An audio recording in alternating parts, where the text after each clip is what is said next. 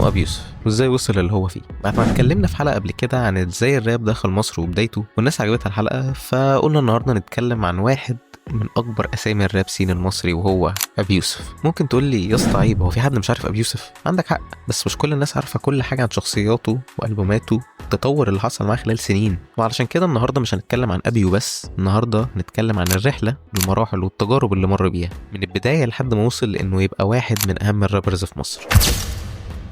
ازاي بقى ابي يوسف؟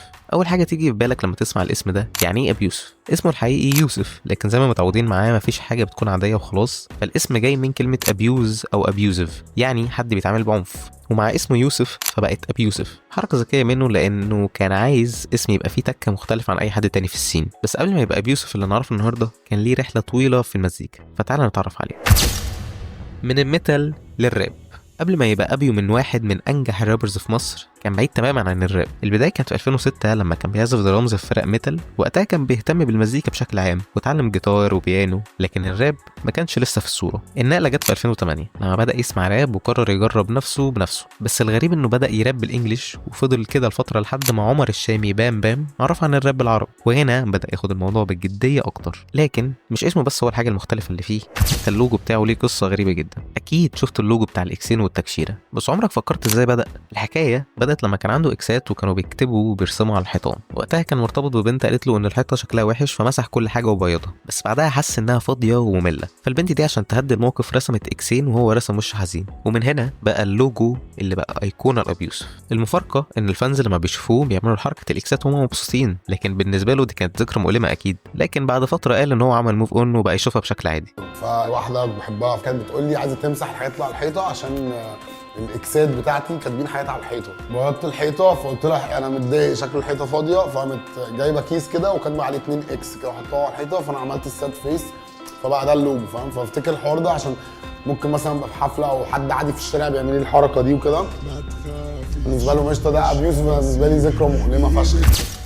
وبما اننا بنتكلم على الحاجات اللي بتفرق معاه، فمش بس الاسم واللوجو اللي عندهم قصه، دي حتى الشخصيات اللي استخدمها في تريكاته كل واحده وراها فكره. ابيو مش مجرد اسم، دي مجموعه شخصيات، كل مرحله كان بيمر فيها في حياته كان ليها شخصيه بتمثلها في تريكاته والبوماته. عندك مثلا مازن محمد المؤذي، كان واحد من الفانز اللي شافوا ابيو في بدايته وعجبه الاسم فقرر يستخدمه. رعد، شخصيه كرتونيه من كابتن ماجد مش اكتر. بونوكيو، الشخصيه الكدابه، وهتلاحظ ده في الليركس واسامي الالبومات بتاعته. اغاني متماسكه مش نحور ونفتي ونقول على حد بيراب احسن مني، لو على الفيوهات يبقى زاب واحمد مكي، يا بتاعت الاعلانات اكتبيها في النوتباد.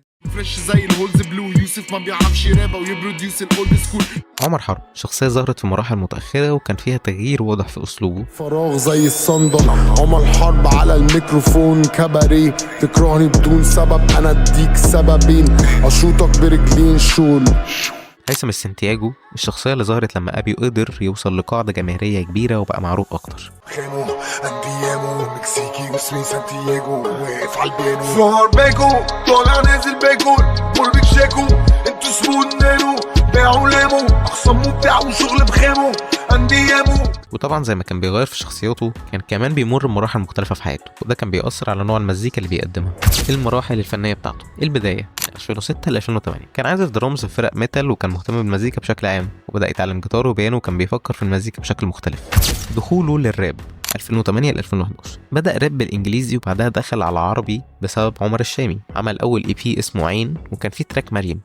مش دي مريم، مش صاحبك اللي جنبك كده ما كنتش جاري، انا اخش اسلم عليه واسيبه يضغط بكفه، غيره صح بس لما يغلط هكافئه. بعدها اعتذر اول مره، وده شيء هيتكرر معانا كذا مره بعد كده. مرحله الدولاب من 2012 و2013 اكتر مرحله الفانز بيحبوها. نزل البوم مذكرات حارس مرمى اللي كان فيه بلكونه من الكاميرا بتعشقك يحجزولك صاله في سيما، وتحلق حلقه لعيب البرازيل، ده حاجه نالدو حاجه اسي ولا بايرن. شفت كاف بريالتي، شفت كيف، شفت صفر، شفت كيف دي في بحر الراب ابي يوسف انضف لتر الراب فيه. البصل وصل، خيالي لمبه ما بتطفيش، دمائي طبنجه لساني سيف، اناني مالي مكاني مش بستنضف بالي وانا مالي بيك. وفي الافيو المجال اتسفلت، افهاتي اتذكرت، بنزل القطوع وشايف العيال بتسكرت، يا ريته محصل ام سي، يا ريته اصلا راجل. بعدها نزل البوم ده مش راب، وده كان بشخصيه بونوكيو زي ما واضح عشان كان راب اكيد. تحس بانبهار بدي كورس في الاتقان، براب وانا رافع هرس بالحصان. مرحله الاكتئاب 2014 2016 كان مش فارق معاه اي حاجه لدرجه انه راح الحفله بشبشب.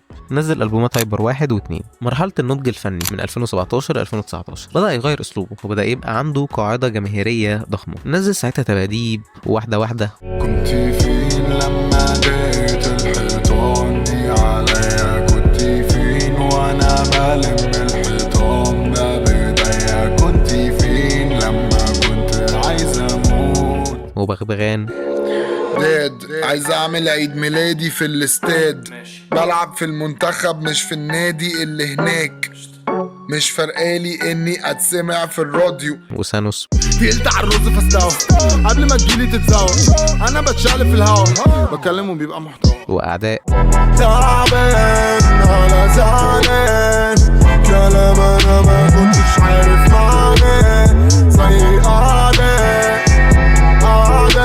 وعمل ألبوم 1-1 اللي يعتبر ماستر بيس بالنسبة لناس كتير. قالت لي دي الجنة وارميك بر 233 مرة، ببعد كل لما بلاقيه بيقرب، حاسس اني. ومرحلة ما بعد الاكتئاب 2019 ل 2023 بدأ يخرج من الاكتئاب اللي كان فيه ونزل ألبومات زي تمام وأوهام وراس شيطان ويا لهوي. البيت مش بيته في شيطان، شايفه في المراية اهو، والمكتوب على الحيطان يحكي لك حكاياته. وفي 2023 نزل بيت الرعب وعزرائيل 2. في الاخر مش بتعمل شيء، مكسور في سكون ضامم الهم على الجرح المفتوح، هتعرف فين؟